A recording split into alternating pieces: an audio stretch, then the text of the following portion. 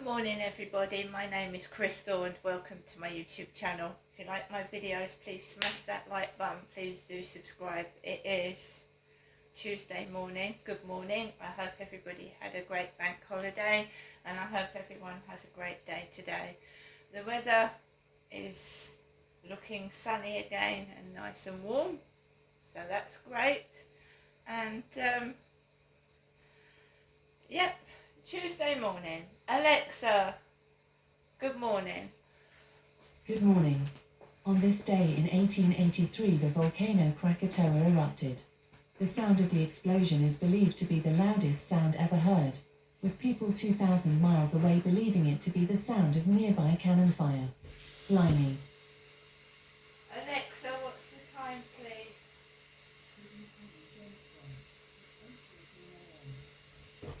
Alexa, what's the time please? Good morning, Crystal. It's 8:14 a.m. Alexa, what's the date today? It's Tuesday the 27th of August.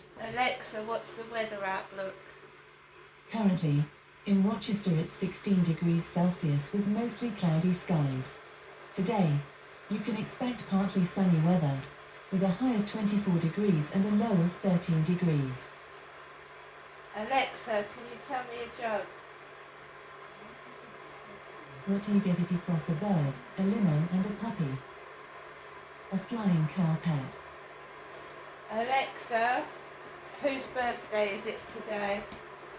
Today's famous birthdays include Lieutenant Governor of New York Kathy Hochul, film actor Ariana Greenblatt, American voice actor and musician Vic Mignogna, American lobbyist Roger Stone, and American actor Aaron Paul.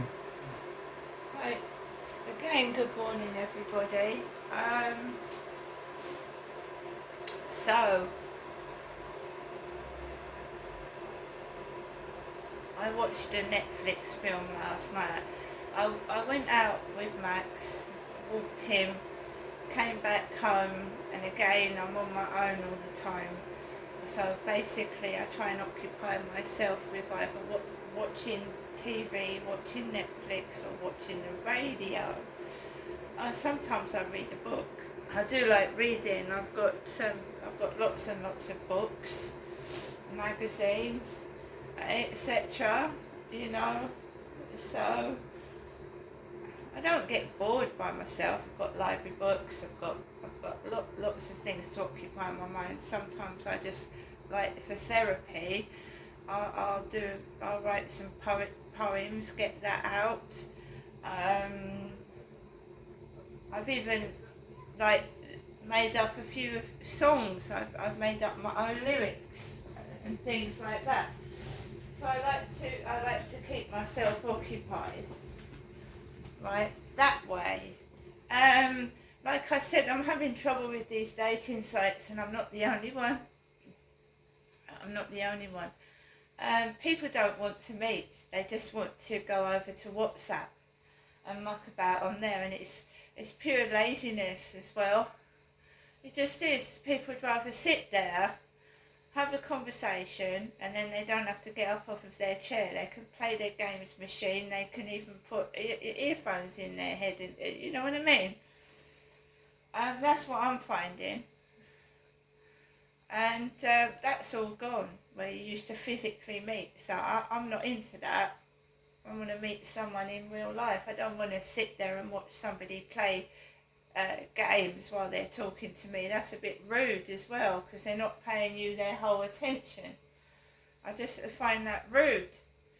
To actually be on a dating site, ask a woman to come over to WhatsApp, and then just sit there and play computer games. I mean, I think that's a bit rude. I found that off-putting. So, you know, everyone wants to go to WhatsApp and can I have a photograph? Can I have a photograph? Yesterday, they keep trying it, and then when they get bored of asking for photographs, they don't want to know. They don't want to know. So, I mean, I pass the time of day if someone wants to speak and have a conversation, and then it all fizzles out when you say, no, I'm not giving you any pictures. I mean, there was a chap from Birmingham last night. I mean, I don't know if these are fake profiles. I don't know if it's the same person to be pretending to be somebody and try and get photographs out of me. I don't know. But this one said they were from Birmingham. And last night before bed, and I said, they said, well, if we meet in the future, I haven't got a car, so how would we meet? And by a train or coach? And I don't like coaches. I hate coaches. I'm a person that likes, I want to go to the toilet. If it's like a 2-hour journey, I want to go to the loo. And being confined in a coach for me is a no-no. So I said probably the train. Birmingham is about 2 hours away from here, apparently. So, I mean, these people are always far away from me. And when you go on a dating site, you put your location and how far, the age group of who you want to meet, don't you? And how far you want to meet. So even if I just within 5 miles, I get people from miles away contacting me. If I put I want to meet someone from 50 to 65, last night somebody that was 74 contacted me. I mean, why ask people parameters like of where you want to meet and how old they are if people don't read your profile, they don't read it. So this 74-year-old man, oh my God, I'm sorry, it was just horrible. I got a photograph, some older men, right? Let's face it, this world is corrupt. Dirty old men looking for young men. 74-year-old men looking for 20-year-old blokes. That goes on dating sites, doesn't it? Well, I'm not a young woman, I'm a middle-aged woman, right? And this bloke of 74 contacted me. Grey hair, balding. And he was bare-chested. He had, so you could see his nipples. He was just bare-chested. Hello, he said. Completely deleted that. No thank you. An old man with his top off texting me. No thank you at all.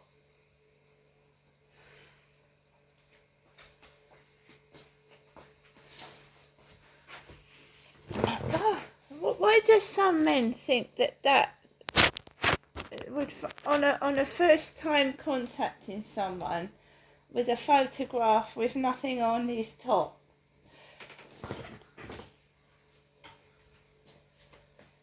Really completely put me off. I've had that before. I've got conned many times, and I went into a dating site years ago now, and they told me they were a bloke around my age, in their 40s, right? I was in my late 30s, so they said they was like in their 40s, right? Go on to webcam, they said. Go on to webcam. These were the days of the web camera, not the mobile phones, the days of the webcam. So I went on to the web camera and there was this old man, completely fucking buck naked. I'm in my middle to late 30s, and there was this old man just completely buck naked. He looked like Jabba the Hutt. He had so many folds of fat, and I dropped the keyboard and I nearly fainted, and I thought, fucking hell, that is so gross. Why do people do that?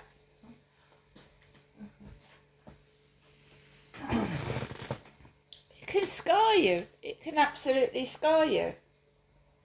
And these are predators. These are paedophiles. They're paedophiles and predators. Who the fuck asks a woman to go onto a webcam and there he is, all 60 years old of him, with folds of fat, and that, who finds that attractive? They are paedophiles, predators. I didn't know. This was when computers began, 2000 and 2002. This is when the internet started. And I was in my 30s when the internet started. I was in my 30s, right? Early 30s when the internet started. And I didn't know anything about paedophiles and predators. I just didn't. I mean, I'd heard at school, we had warnings that white vans were coming round schools and asking children to get in the back of them. We had that, but I never heard of like internet predators and paedophiles. And that they prey on vulnerable single women who've got children because they're after their kids. They're after their children. They're not after the woman. They're paedophiles after single mothers' kids. And that is exactly what it was. Predators looking for women with kids. Dirty old men exposing themselves over the internet. And I watch YouTube videos. I watch activists. I watch auditors, and I watch sexual abuse whistleblowers. And there's an ex-copper. And he was talking about how, was it Ted Heath, I think, was having 8-year-old boys back to his room.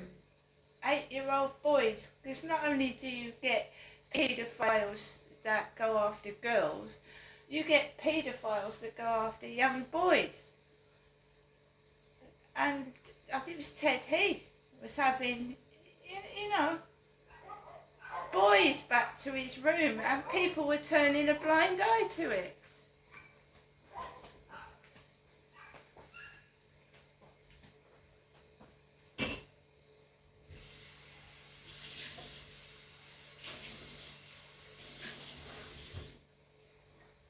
Giant cover-ups. I mean, obviously the BBC just lately is awful for predators on the BBC.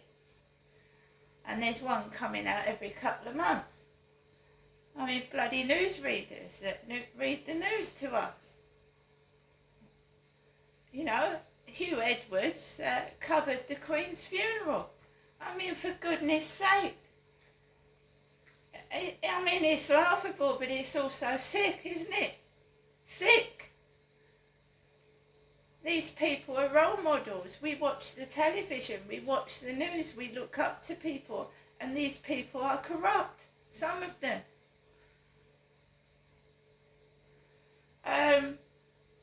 Today I'm really not doing anything. I'm just like relaxing and, just relaxing. But I mean, whenever there's a scandal, like the BBC is still going, right? It's still going. So scandal after scandal after scandal. And King Charles has been on the BBC proms.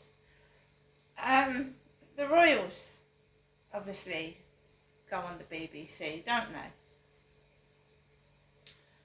They go on the news. So whenever there's a scandal, it just gets overlooked until the next scandal comes along. Nobody actually physically does anything to close these places down. They still continue to run. And when people report things to the police, now it's being looked as, it's another stabbing, and and there's a stabbing at the carnival in London. There's a stabbing every day of the week in London. What is the government and what are they doing about it? Why is this happening? Because the population is angry. We as a population, we can't afford to feed our families. The cost of living is going up. You know, the public are unhappy. They need to make the public happy. Do things to make them the public happy. Not them greedy selves, but the public. The people that are struggling. The people that work to keep this country going. The people that work for nothing. Because by the time they get their pay packet, they haven't got enough to feed themselves or their family. And if you don't keep the public happy and the workers happy, then they get angry. And some people just lose it and go out of control. When there's nothing in people's lives to make them happy, they lose it. The seas are polluted. They're polluted. They're full of sewage and shit. No one is taking care of the planet. It's just greed, greed, greed. More population, more cars, more homes. Cut the trees down, cut the greenery, no oxygen. Greed.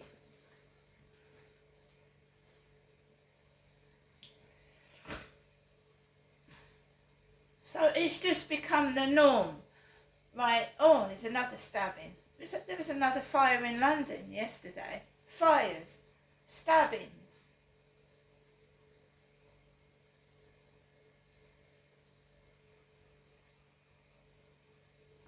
There's nothing for people to look forward to. There isn't anymore. There isn't. There's no one helping. The Queen was a role model and a figure that was admired.